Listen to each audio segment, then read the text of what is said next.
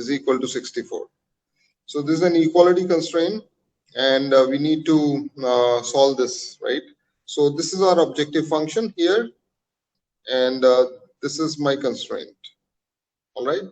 So you can see here, this is maximization. So the problem that you formulate, right, is called the primal. Okay. Now what you can do is you can convert this problem of convert this primal into what is called as the dual by simply doing a minimization, right? So if I do it like this, 1 over Vxyz. Okay, so it is the same as maximizing Vxyz, right? So okay, so I convert this into, from a maximization problem, I convert it into a minimization problem, and this particular problem is called as the dual of the original problem. Okay, so now the question arises that why would I want to do this? Okay, why would I want to do this? So sometimes in optimization problems, what happens is that one of these problems, either the primal or its dual, right, is easier to solve as compared to the other one. Okay, so either the primal is easier. So if the primal is easier, and this is the primal is what? Primal is the one that you formulated, so you go ahead with that, right? So you solve it. If you are not facing any difficulty in solving that, so you go ahead and solve that. Whereas if you find that primal is too complicated and it is difficult to solve, then what you do is you convert it into its corresponding dual. Just a minute.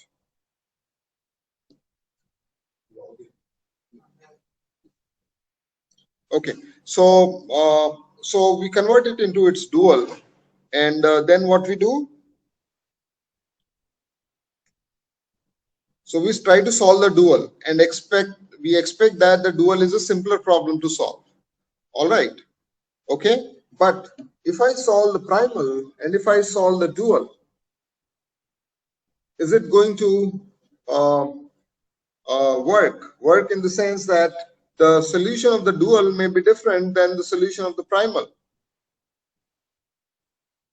right? But the good thing about primal and dual is that they share the same solution.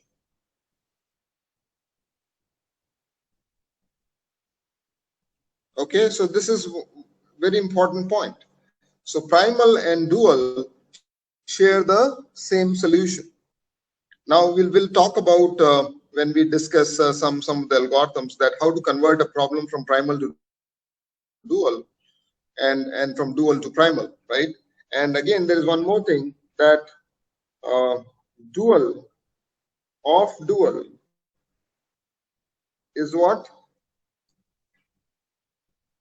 The primal. Yeah, so that is the primal, right? So the dual of dual is the primal, right? So it's just like you can toggle between primal and dual. Yeah. Is that they can? I feel they can only share the same solution if the function is positive, right? Because if the function is negative, max and min become reversed. No, not. It has nothing to. What do you mean by function positive and function negative? Like for example, volume is always a positive function. You can't have negative volume. That's all right. Right. I mean the you are saying the range of the function is positive. Yes, that's sir. what you're saying. So yes. It has nothing to do with that. It has nothing to do with that. All right. Okay. So whatever is your primal, right, you can always find its dual, and then both will have the same solution. All right. So you will see, right? Okay. So it has nothing to do with about what kind of function you are, what is your objective function. It has nothing to do with that. All right. Provided, of course, that your say when I formulate the dual, in this case I say it is 1 over Vxyz. So V should not be 0, right? Okay, that's the only singularity that it has. All right, otherwise it is just fine. Okay, so the good thing about this is that primal and dual share the same solution. Okay, so this is a very, very important concept in optimization. And as we have seen that, I mean, we have not seen, I mean, I just stated this result that dual of dual is the primal again. So you can keep toggling between primal and dual, right? And one of them you will see that is easier to solve. All right. So this is the concept of primal and dual, and this will take up again when we in detail when we talk about SVM. Okay, so let me now take a new screen. Okay. All right. So let us come back to the problem. Sorry.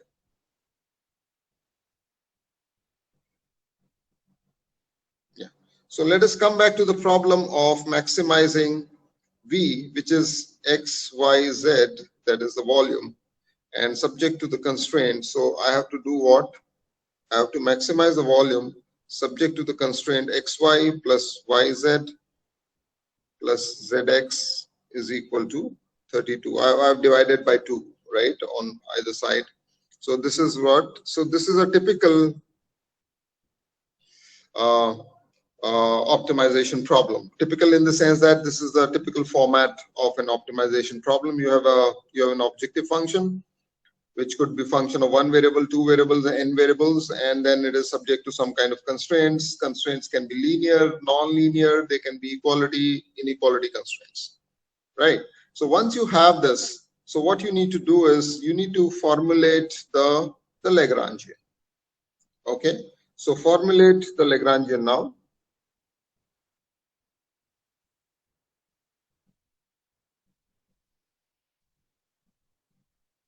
So that is the step now. So how would you do that?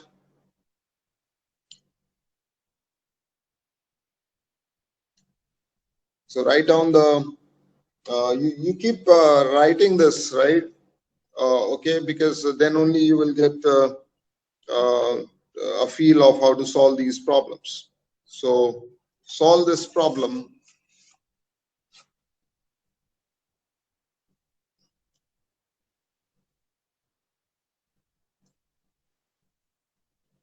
So what did we discuss in the last class? So if you recall that.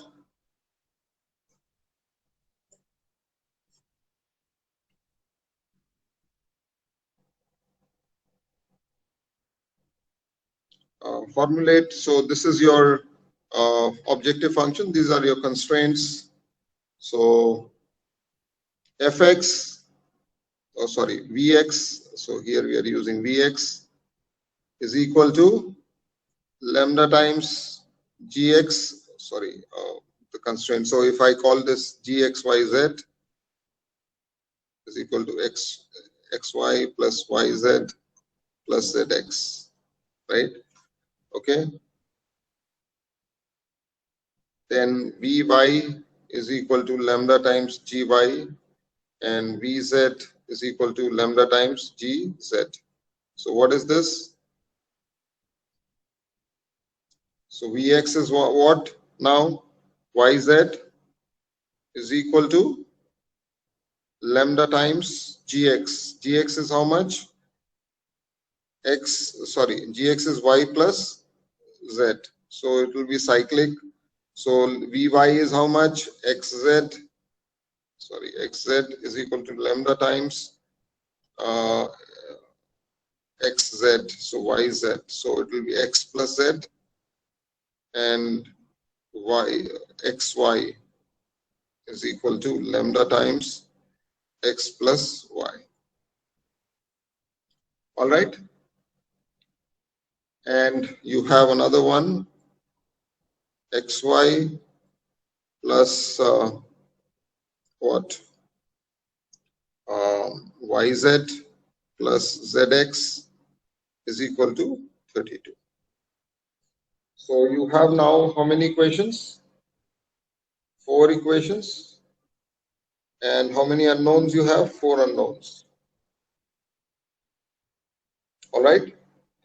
So 4 unknowns are x, y, z, and lambda. So can you solve these equations for,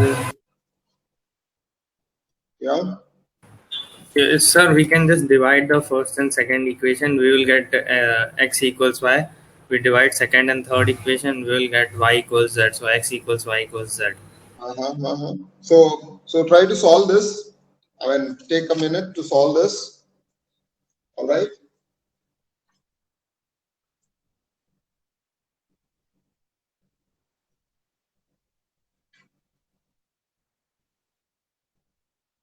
Just take a minute to solve these equations and give me the solution.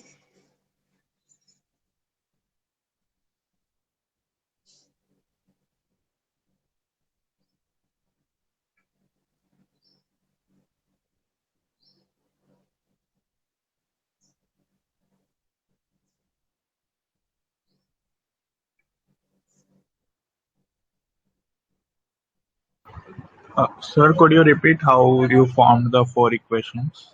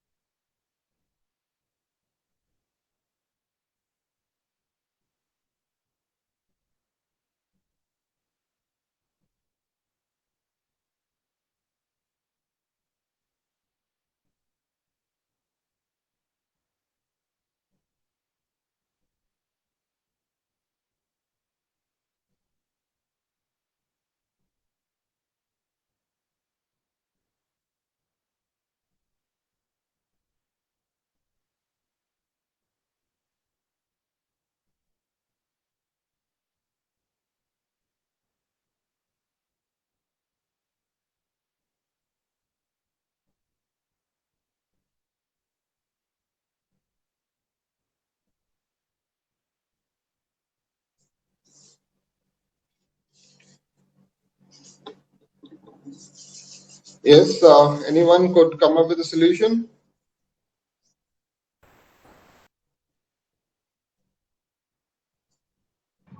Sir, could you repeat how you formed the 4 equations once? How we? How we got the 4 equations?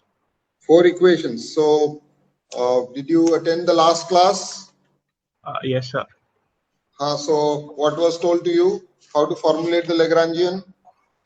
So we take xyz plus lambda times xy plus yz plus zx minus 32 equal to 0. Right. And then what we do? We partially differentiate. Right. So we wrote down the equations, right?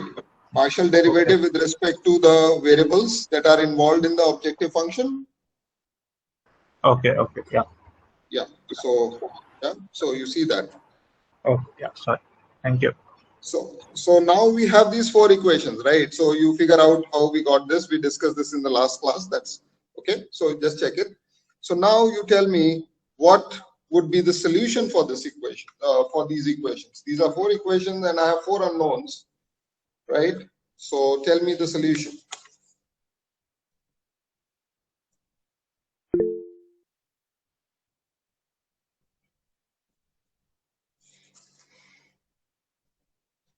So you get, say, I'll use a different color pen so that, yeah. So x is equal to y. This is what you're getting.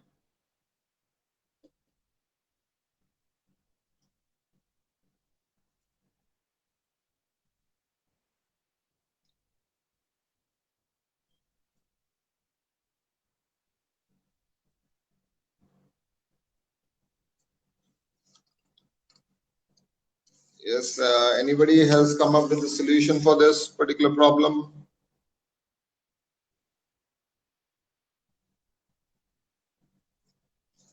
So I'll tell you the solution would be x plus y plus z. Oh, x is equal to y is equal to z is equal to plus minus root of 32 by 3. So that is plus minus 3.266. Okay. So minus values are not possible because x, y, and z represent the dimensions of a box. So they have to be positive.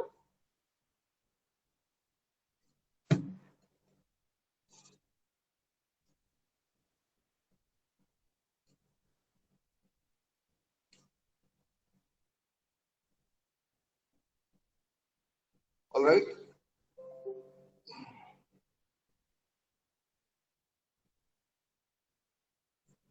So please check, are you getting this?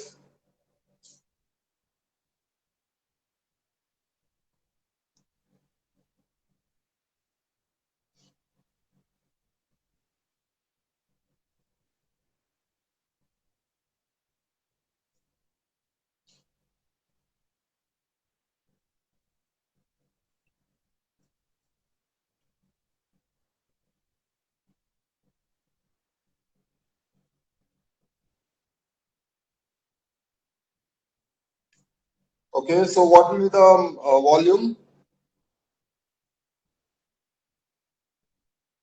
With x equal to y is equal to z, so you multiply all these three, so that would be the volume. And you also must check that the constraints are satisfied.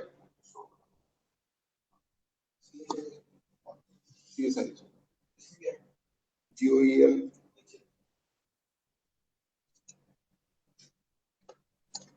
So, sorry, just a minute.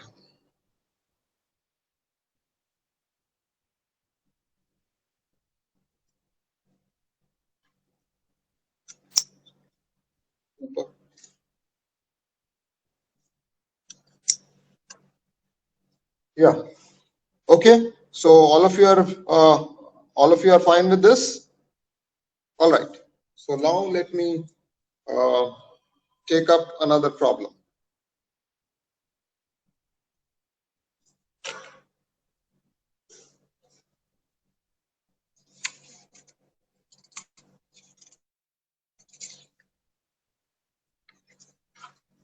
Yeah. Find. Okay. So this. Okay. This we have done. So one more problem. Just a minute. There is some confusion today. So now if I give you another problem, say fx,y. So I'll not solve it, but I'm just giving it to you. 5x minus 3y, subject to the constraints x squared plus y squared is equal to 136. Okay. So what I have to do, I have to maximize this function, find the maxima and minima of this function, right? Okay. And this is the constraint. X squared plus y squared is equal to 36. So what do you think this is? So this is a circle centered at the origin, right? With radius how much? Root of 136, right? So the points should lie on the circle. So that is the constraint. So all the constraints that we typically specify, they have some physical interpretation. So you should be able to see those constraints. Don't just see them as an equation, whether it's an equality or inequality, and whether it is linear or non-linear, but you should also try to physically interpret the constraint. So what I'm asking you is to maximize or minimize this function 5x minus 3y based on the constraint that the points should be on the circle. All right. So if you solve this, I'll give you the solution. So this you can try on your own. So f the minima is at minus 10, 6, and that is the minima, and that is minus 68, and maxima, sorry, yeah, maxima is at f how much? 10, minus 6 at this point, and this is 68. Okay, so this you can verify. All right, so this I'll not solve here. Okay, so you can do this on your own, and check whether you are getting the right solution or not. Okay, so like this I can formulate lots and lots of problems, all right, and solve all these problems.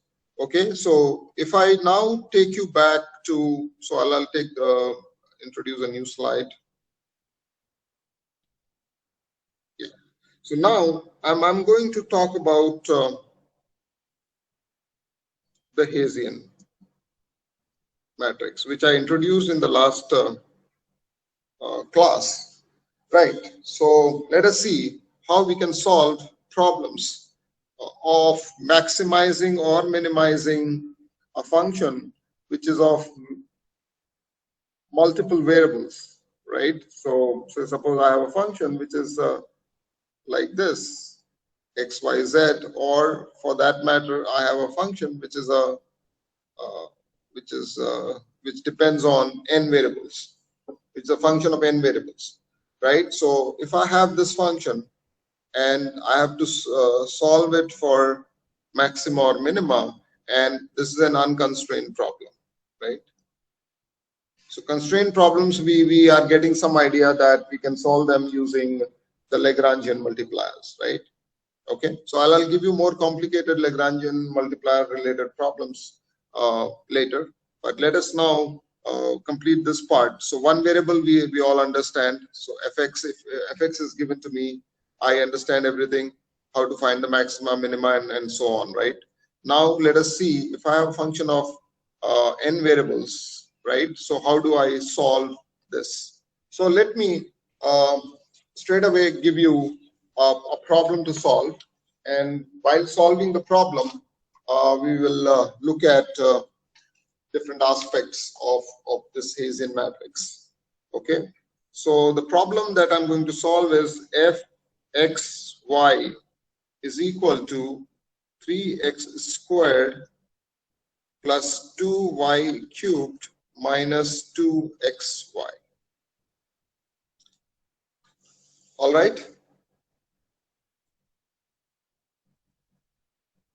Okay, so first of all, go back to Bayesian. Okay, so let me give you the Bayesian matrix. H, we typically denote it like this, and this is equal to, so I'll write it in say delta 2f over delta xi delta xj for all combinations of I comma j, right? So this basically is a matrix, right? So the matrix looks like, say, for two variables, so I have two variables, so how it would look like. Okay, so you write it for two variables for this particular problem. So this would be what? Delta 2f over what? Delta x squared, okay? Delta 2f over delta y squared, delta 2f over delta, yeah? What should come here? So it's a 2 by 2 matrix because there are two variables. Is there n Delta variables? x delta y. Yeah, sorry? Delta 2f upon delta x delta y. Delta x, delta y, and there you will get delta 2f, delta y, delta x. All right? So all of you can see that for a problem or for a function of two variables, right? I'll get this, right? Okay. So now find out the derivatives. So find out delta f by delta x first. So I'll simply use a small a compact notation. So I can write this as, yes, fx, right? fxx, right? fxy, fyx, fyy, right? Is that all right? So now what is fx? fx is 6x minus 2y. Fy is how much? Fy is 6y squared minus 2x. Fxy is how much?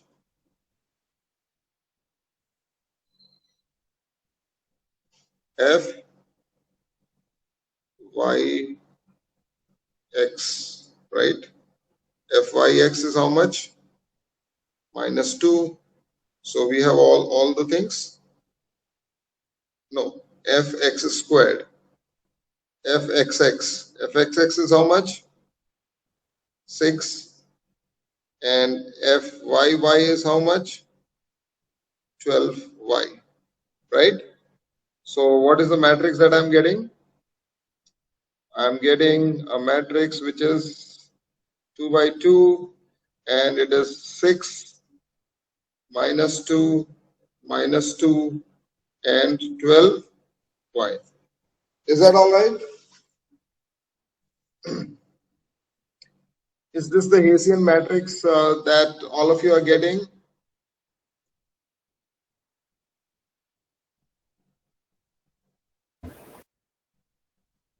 Yes, please confirm.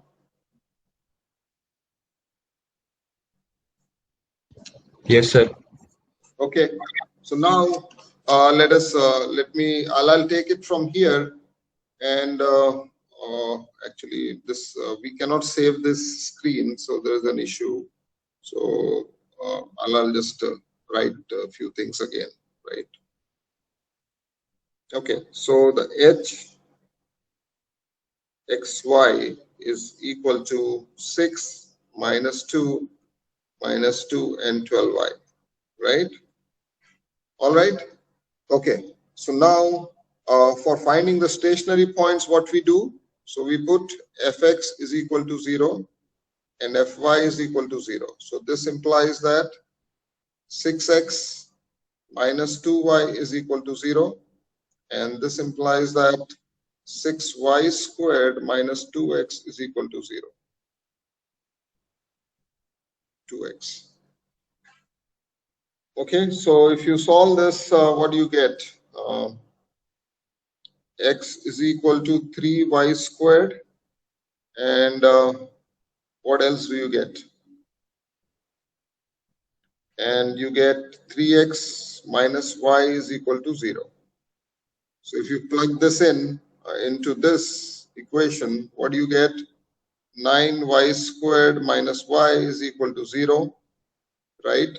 And this gives me y is equal to 0 or y is equal to 1 by 9. Okay? All right? And corresponding to y, if y is 0, what is x? Yeah? So this is 1 point we get. And x is equal to 1 by 27. Yeah. Y is equal to 1 by 9. All right?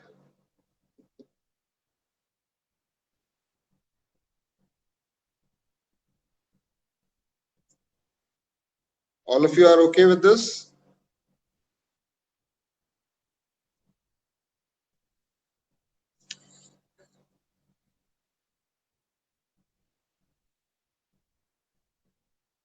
So these are the stationary points that I get, right? So 2 points I'm getting. So what can you say at, say, suppose I start at 0, 0. Okay? So what is H at 0, 0? The Hessian matrix.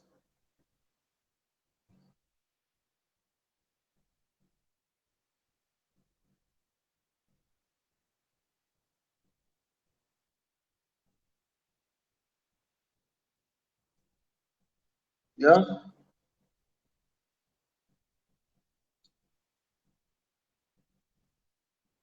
What will be H when X is 0 and Y is 0? So you can see that what you will get, 6 minus 2. There is only one variable in this, right? So this will become this. All right? Now what? So I asked you to look up to 2-3 things, right? So Hessian matrix being positive definite, negative definite, and indefinite. So can you tell me whether h at 0, 0 or h 0, 0 is, so I'll write it here after a subscript, h 0, 0 is this or this? Yeah, anybody can tell? It's indefinite. Indefinite. Okay, and how do you check that? Because some values are positive, some are negative. I mean the entries. Yes. No, it is I mean, ultimately it has to do with the elements that are there in the matrix, but there is a procedure. The eigenvalues. Not eigenvalues. You don't need to do that. If the eigenvalues are positive, sir, then it will be positive definite. Am I wrong? I am not sure about that result, but there is a very simple check. Okay. Okay. So we say that. So I'll give you a result.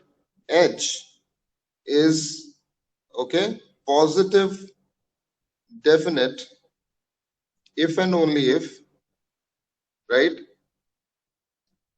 xt hx, right, is greater than 0 for any non-zero vector x.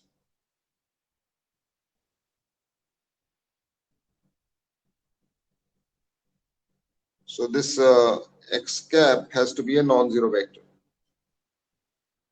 And if this is positive definite, then you get a minima.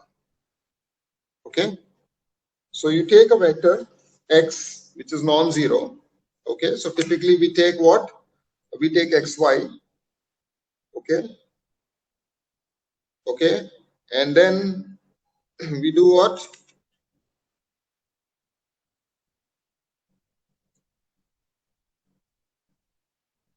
Yeah, you multiply this with the Hessian. Okay. And then you have what? So what do you need? So xy is what? What kind of vector is this? A vector, right? Okay. So what is its dimensions? 1 by 2. All right. What is this? H 2 by 2. And if you get, so what do you want? You want a scalar quantity, right? Is it not? Okay. Is it not? You want a scalar quantity. So xy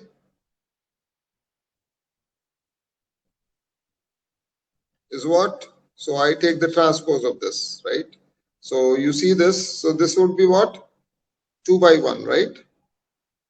Okay. So, okay, this notation, yeah, you check this. So if I multiply these two, what do I get? 1 1 cross by 2. 2. 1 cross 2. And then I have 2 cross 1, right? So what will I get ultimately? What will I get ultimately? 1 cross 1. Yeah. Right? Yes, sir. So that's a scalar, right? So that's what we want. So this is like xy. Okay, this transpose I should write here. I mean, so the convention is some authors write it differently, so that's fine, right? So what you have to do is you have to take a non-zero vector. We typically take xy only, right? And then multiply it with the Hessian, and then multiply the result with the transpose of the vector. Okay, and if you get a positive number, it is positive definite. If you get a negative number, it is a negative definite, right? And if for some values of x and y it is positive and some values it is negative, then it is indefinite. All right. So can you find this this expression now? This is what is required. So you find out this expression. So this transpose It's is coming actually, as 6x squared minus 4xy. sorry, 6x 6x squared minus 4xy. minus 4xy. Right. So this is a scalar that you are getting. So can you argue whether it will be always positive, always negative, or it can be positive or negative? It's indefinite. Yeah, so it can be positive, it can be negative also, and it can be zero also, right? So we say that at h at 0 0 h is indefinite. So when h is indefinite, what can you say about 0 0? What kind of point it would be? It would be a saddle point. All right. So 0 0 is a saddle point for this function. Okay. Now try the other point. 1 by 27 and 1 by 9. Okay. So let me do that on a different screen.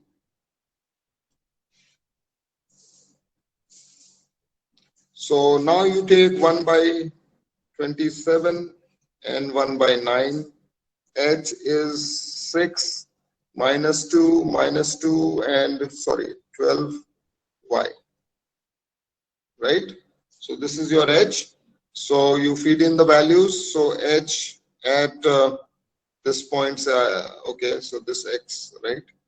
Or not X bar, so just right. H would be how much? 6 minus 2 minus 2 and this 12y. So 12y means 1 by 9, so 4 by 3. Is that all right? So this minus is with here.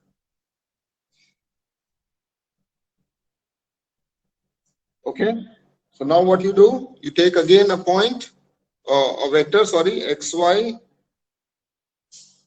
which is 1 by 2, multiply it with this 6 minus 2 minus 2 and 4 by 3, and multiply it with xy, which is 2 by 1.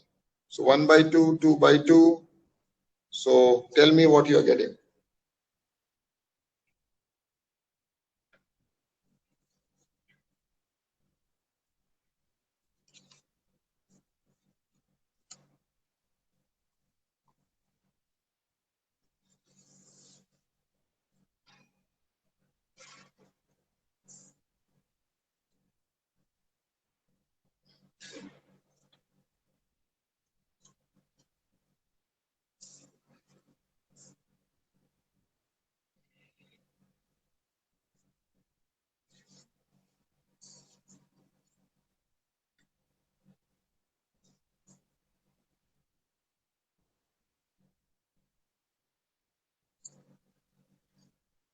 Yes, tell me what you're getting.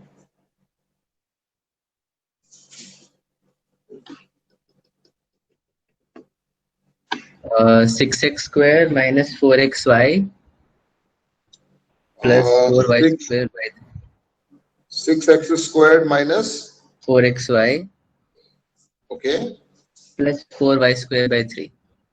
plus 4y squared by 3. Okay, so now tell me ultimately whether it is positive, h is positive definite or not.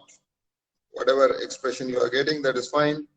So now tell me whether it's positive definite, positive, oh sorry, negative definite or indefinite. Can you argue with that expression that it will be always positive?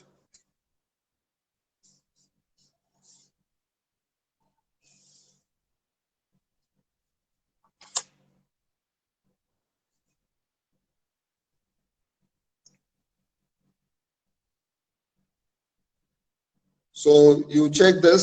So this will turn out to be a positive quantity for all values of x and y, right? And so this, yes, sir, I got it. We have to split the square and make yeah. a square. Right? So I mean that you do, man. That manipulation you guys do yourself, right? So this will turn out to be positive expression. So that means we will have a minima at 1 by 27 and 1 by 9. Right? Okay. All right. And this value, I have not calculated the value. Yeah, I have. So that f min is equal to minus 0.0014. All right. So this is the value that you will get as a minima for this point. Okay. So the minima of this function is at 1 by 27, 1 by 9, and its value is this.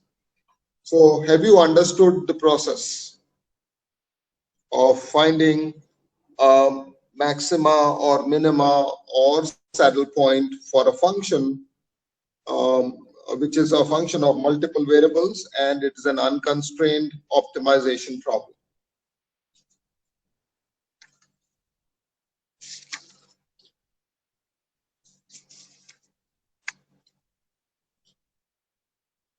Yeah.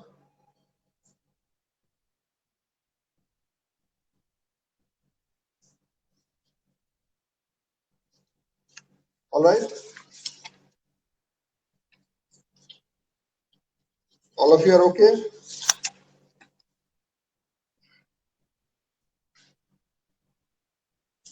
So now what I'll do is, okay, if there are any questions, please feel free to ask. So now what I'll tell you is another way of solving optimization problems. So many a times getting a closed form solution for an optimization problem or an analytical solution for an optimization problem is very difficult.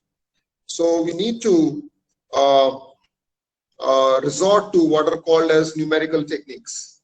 Okay, so there are a host of numerical techniques that we need to look at. I mean, this will do very quickly, right, in the coming class. So first one is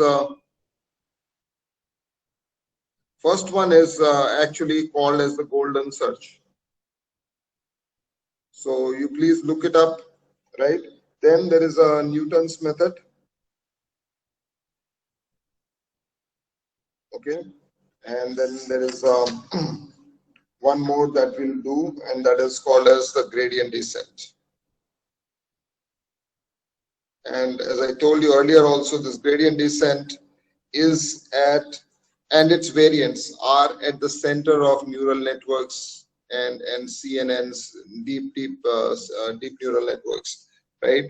So you should look at this gradient descent, I mean the numerical techniques very seriously, because gradient descent is one algorithm that you'll find everywhere these days, right? So it comes in many variants, like it comes in batch gradient descent. Then there is something called as mini batch gradient descent, right? Then you will have what is called a stochastic gradient descent, right? And then there are more, like there is something called as momentum gradient descent. So gradient descent is actually an algorithm for finding the minima of a function. It typically gives you a local minimum. All right. So in the next class, I'm going to talk about these numerical techniques for solving optimization problems for which analytical solutions are very difficult to find. All right. So like you do in integrals. Have you solved integrals? So did you ever come across integrals which you are not able to solve by doing using all kinds of tricks, substitutions and all of that by parts, or right? Have you come across integrals which you are not able to solve, especially the definite Yes. integrals, right? So we resort to numerical methods. So there is something called as Simpson's rule, right, or Simpson's method of solving a definite integral. Okay, so similarly in optimization, we come across problems which are difficult to solve analytically, so we resort to numerical techniques. So in the next class, I'm going to talk about golden search, Newton's method, and gradient descent. And I already told you the importance of gradient descent in machine learning, specifically in neural networks and convolutional neural networks, right? So next class, I'll be introducing all three of them. Okay, so right, and I already uploaded the marks for test one, and just check those marks. Solutions I have already posted on the website. Okay, and first check whether you appeared and your marks are there or not. So if there is a discrepancy, you let me know, right? Okay. All right. So next class will be on numerical methods for solving optimization problem. And one more important problem there is quadratic programming, right? So there is something called as linear programming, and there's something called as quadratic programming. So quadratic programming is something which is used in SVM, right? The algorithm that machine learning algorithm that I mentioned at the beginning of the class, right? So SVM is actually a very, very good problem to understand different kinds of optimizations, right? Optimization techniques, and also it talks about using numerical methods for solving optimization problems. So SVM becomes very important from that context. All right. So I'll stop here. Okay. So I'll see you on Wednesday.